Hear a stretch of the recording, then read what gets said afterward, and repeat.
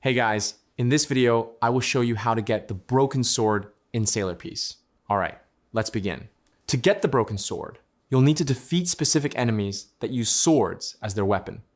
These enemies will drop the broken sword. For example, enemies on Slime Island are a great place to farm for the broken sword. These enemies carry swords, so they're more likely to drop it when defeated. It's important to note that the drop rate for the broken sword is very low, so it might take a while to get it.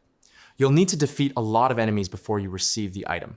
The faster you kill these enemies, the higher your chances are of obtaining the broken sword. To increase your chances of getting the broken sword quickly, focus on building a strong damage-dealing character.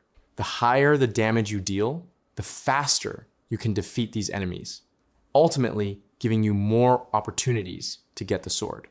So that's basically how you can get the broken sword in Sailor Piece. That's it for this video. Thanks.